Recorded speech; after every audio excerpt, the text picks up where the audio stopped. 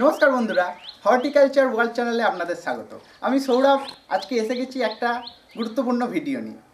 আপনাদের প্রত্যেকের বাড়িতেই গোলাপ গাছ আছে এবং আপনারা গত শীতে, এই যে শীতটা চলে গেল, প্রচুর ফুল পেয়েছেন এবং ফুল পাওয়ার পর এখন গাছের পরিচর্যা নতুনভাবে দরকার। কারণ প্রচুর ফুল দিয়েছে গাছগুলো, এদেরকে এখন খাবার দিয়ে আবার শক্তিশালী করতে হবে। কারণ আমাদের আবার সামনের সিজনে ফুল নিতে হবে। তার জন্য কি করতে হবে, সম্পূর্ণ একটা নতুন পদ্ধতিতে আজকে যে ট্রিটমেন্ট বা কেয়ার, সেইটা নিয়ে আমি বলবো। আপনারা সবসময় মাটিতেই সার দেন, কিন্তু গাছের যে ফলিয়ার স্প্রে করেও যে গাছকে শক্তিশালী করে তোলা যায়, সেই পদ্ধতিটা অনেকেই করেন না। খুব কমজনকেই আমি এটা করতে দেখেছি। তো এইখানে আপনি বা আপনারা দুটো গাছ দেখতে পাচ্ছেন। এই গাছ দুটো আমাকে শীতেতে প্রচুর ফুল দিয়েছে। তো দেখুন, ডান দিকে যেটা রয়েছে সেটা হচ্ছে একটা হাইব্রিড টি প্রজাতি। আমি আপনাদের গোলাপের যে প্রজাতি সেটা আগেই বলেছি। যারা আমার পুরনো ভিডিওগুলো দেখেছেন তারা প্রত্যেকেই জানেন, কিন্তু যারা নতুন তারা আমার ভিডিও আইকনের মধ্যে গিয়ে হর্টিকালচার ওয়ার্ল্ডের ভেতর ঢুকলে আপনারা ভিডিও আইকন পাবেন। সেই ভিডিও আইকনের মধ্যে গেলে সমস্ত ভিডিওগুলো পেয়ে যাবেন। সেখানে আপনারা গোলাপের যে কতগুলো টাইপ হয় সেইগুলো আমি বেশ কয়েকটা ভিডিওতে বলেছি। তো আপনারা সেগুলো একটু খোঁজখবর রাখবেন, তাহলেই আপনারা বুঝতে পারবেন। এইগুলোকে হাইব্রিড টি বলে, হাইব্রিড টি। আর এই বাঁদিকে যেটা রয়েছে এটা মিনিয়েচার। তো এই মিনিয়েচারের ক্ষেত্রে কি হয়, থোকে ফুল হয়। দেখুন বাঞ্চি, হ্যাঁ, বাঞ্চে 1 2 3 4 5 6, এখানে 6টা একসঙ্গে রয়েছে। এইটা যদি দেখেন সেটাতে 1 2 3 4 5 6, 6টা রয়েছে, আরও হচ্ছে, সাইড থেকে আরও বেরোচ্ছে। তো এরকম থোকে হয়। তো যেটা করতে হবে এখন, আমাকে খাবার দিতে হবে। তো খাবার যেমন দেবো, তার সঙ্গে সঙ্গে আমি এদের পোকামাকড় নিয়ন্ত্রণ করার জন্য আমি একটা স্প্রেও দেবো। কারণ আজকে সকালেই আমি দেখেছি এর মধ্যে মাকড়সা চলছিল। তো মাকড়সাটাকে যাতে কন্ট্রোল করা যায় সেইটার ব্যবস্থাও আমাকে করতে হবে। তো তার জন্য আমি আজকে আপনাদের একটা পদ্ধতির কথা বলবো। তো চলুন দেখে নেওয়া যাক সেই পদ্ধতিটা। বন্ধুরা, আমার হাতে রয়েছে একটা নিম তেল।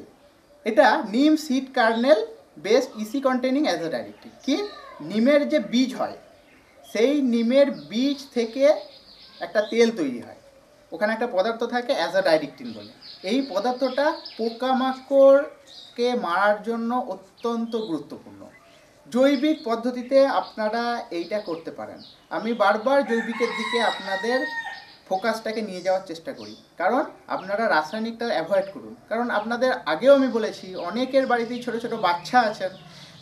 সেই বাচ্চাদের কি হয়, অনেক সময় রাসায়নিক সার ব্যবহার করলে তাদের ক্ষতি হওয়ার সমস্যা থাকে।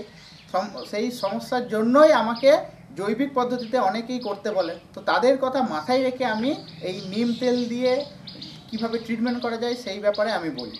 তো চলুন, আজকে এই যে নিম তেলটা, তার সঙ্গে আমি কি করছি, 19-19-19 আমার হাতে রয়েছে একটা সার। দেখতেই পাচ্ছেন, এটা লিকুইড সার তৈরি করব। 19-19-19, এই 19-19-19টা 1 গ্রাম প্রতি লিটার জলে গুলবেন। নিম তেল দেবেন সেদিনকে, আর এইটাকে দেবেন না, এটা আপনারা মাথায় রাখবেন। তো কি করবেন, আজকে নিম তেল দিলেন, কালকে এইটা দেবেন। বন্ধুরা, আজকে আমার সময়টা একটু কম থাকার জন্য আমাকে একটু বেরোতে হবে। সেই কারণে আজকে আমি কি করছি না, এই নিম তেল আর তার সঙ্গে এই যে 19-19-19 সারটা রয়েছে, দুটোকে একসঙ্গে করে দিচ্ছি। নিম তেলের 5 ml প্রতি লিটার জলে, আর এটা হচ্ছে 1 গ্রাম প্রতি লিটার জলে। ভালো করে গুলে আমি স্প্রে করে দেবো। কিন্তু আপনারা কি করবেন, দুটোকে একসঙ্গে করবেন না। আপনারা আজকে নিম তেলটা দেবেন, কালকে এই 19-19-19 সারটা দেবেন। এইটা আপনারা মাথায় রাখবেন। এটা গেল। তো চলুন, এখন এই যে টোটাল এই দুটো জিনিস, সেই দুটো জিনিসকে আমি এখানে মিশিয়ে নিয়েছি। এইবার আমি এটাকে দুটো গাছেতে ভালো করে স্প্রে করে দেব। ভালো করে আপনারা স্প্রে করে দেবেন। এরকম একটা স্প্রেয়ার আপনাদের যাদের নেই তারা একটা কিনে নিতে পারেন। সেলুনের যে স্প্রেয়ারগুলো হয়, সেলুনের সেই সমস্ত স্প্রেয়ারগুলো কিনলেও আপনারা কিনতে পারেন। ভালো করে গাছগুলোকে স্নান করিয়ে দেবেন। এই 19-19-19 দিলে কি হয়, এই সময় একটু সুষম খাদ্যের দরকার হয়। 19-19-19 মানে কি, 19 ভাগ নাইট্রোজেন, 19 ভাগ ফসফরাস আর 19 ভাগ পটাশিয়াম এর মধ্যে রয়েছে এই সারটার মধ্যে।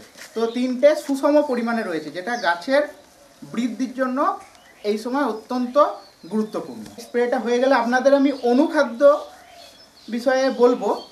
তো সেক্ষেত্রে আপনারা সেই সমস্তগুলো স্প্রে করতে পারেন।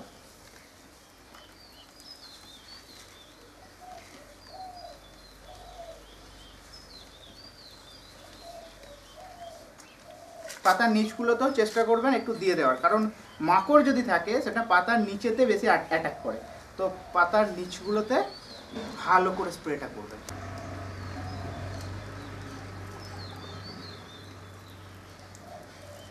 মাকড়সাটাকে মারাটাই আমাদের কাজ। তো বন্ধুরা, এইবার আপনাদের যে এই লিকুইড ফার্টিলাইজার দিয়ে গাছের কিভাবে বৃদ্ধি করবেন সেই বিষয়ে বলি। বন্ধুরা, যারা প্রথম গাছ বসানোর পরই আপনারা মাটিতে যা খাবার দিচ্ছেন, তার সঙ্গে সঙ্গে সেই সময় প্রথম 1 থেকে 1.5 মাস আপনারা এই 12-61-0 এই সারটাকে আপনারা দেবেন। এটা প্রতি সপ্তাহে 1 দিন দেবেন, 1 গ্রাম প্রতি লিটার জলে গুলে।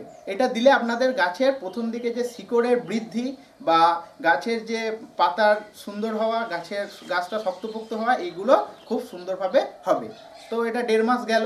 1.5 মাসের পর থেকে আপনারা মোটামুটিভাবে তারপরে 3 মাস পর্যন্ত 19-19-19 যে সারটা আমি দিলাম একটু আগে, এই 19-19-19টাকে দেবেন। কত? 1 গ্রাম প্রতি লিটার জলে।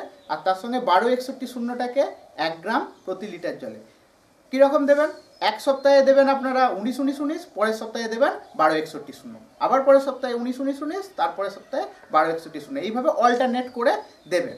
আর যখন ফুল আসতে শুরু করে যাবে তখন একটা 13-0-45 বলে সার থাকে, সেই সারটাও 1 কেজির একটা প্যাকেট পাওয়া যায়, সেইটাকে ফুল ফোটার সময় আপনারা প্রতি সপ্তাহে 1 দিন দেবেন। তখন এই 12-61-0 পুরোপুরি বন্ধ হয়ে যাবে, তার সঙ্গে 19-19-19টাকেও আপনারা বন্ধ করে দেবেন। শুধুমাত্র 13-0-45 সেইটাকে দেবেন, কারণ সেই সময় পটাশিয়ামের অত্যন্ত গুরুত্বপূর্ণ ভূমিকা থাকে গাছের ফুলের ক্ষেত্রে।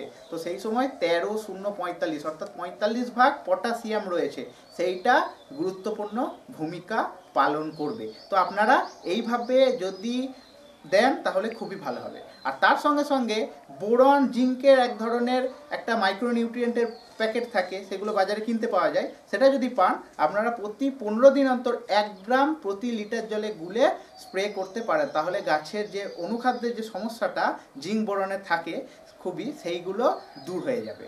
এটা খুবই গুরুত্বপূর্ণ। তো সেক্ষেত্রে দেখুন, যতটা পারবেন আপনারা জৈবিকে যাওয়ারই চেষ্টা করবেন, কিন্তু যেটুকু না নইলেই নয়, যেটুকু গাছের একটা বৃদ্ধির জন্য দরকার, রাসায়নিক কিছু দেওয়া দরকার, সেইগুলো কিছুটা দিতে লাগবে। বাকি চেষ্টা করবেন যে পেস্টিসাইডগুলো আমি বলছিলাম সেগুলো নিমের ওপর দিয়ে যদি চালিয়ে দেওয়া যায়। ফাঙ্গিসাইডও বিভিন্ন ধরনের আছে, যেগুলো কি হয় না সম্পূর্ণ জৈবিক। আমি আপনাদের পরে একদিন ভিডিওতে দেখাবো জৈবিক ফাঙ্গিসাইড, সেটা আমি নিজে ইউজ করছি, তো আপনাদের সেই জৈবিক ফাঙ্গিসাইডের কথা বলবো। তো চেষ্টা করুন যতটা পারা যায় জৈবিকের দিকে যাওয়ার। তো আর নতুন করে বেশি কিছু বলবো না, এইভাবেই আপনারা আপনাদের বাগানেতে গোলাপ গাছকে পরিচর্যা করুন, দেখবেন প্রচুর ফুল হবে এবং আপনাদের বাগান আরও অনেক অনেক অনেক অনেক ফুলে ভরে থাকবে, আপনাদের দেখতেও ভালো লাগবে। তো বন্ধুরা, চলুন আজকে এখানেই শেষ করি, কিন্তু যাওয়ার আগে একটা কথা বলবো, যারা নতুন বন্ধু তারা অবশ্যই সাবস্ক্রাইব করবেন এবং সাবস্ক্রাইব করে নিয়ে পাশে যে বেল বাটনটি রয়েছে সেটাকে প্রেস করবেন এবং অনেক নতুন বন্ধুর কাছে এই সমস্ত ভিডিওগুলো পৌঁছে দেবেন। কারণ এই বিশ্ব উষ্ণায়নের যুগে এই যে সবুজায়নের দিকে আমরা সবাই নেমেছি, সেইটাকে আমাদেরকে সাকসেসফুল করতে হবে, তবেই না আমাদের এই যে লড়াই, সেই লড়াইটা আমরা জিতে আসতে পারবো। তো চলুন আজকে আমরা এখানেই শেষ করি, কিন্তু আপনাদের গাছ লাগানোর ইচ্ছাটাকে আরও বাড়িয়ে তুলতে হবে। তো হর্টিকালচার ওয়ার্ল্ড সাথে সৌরভ।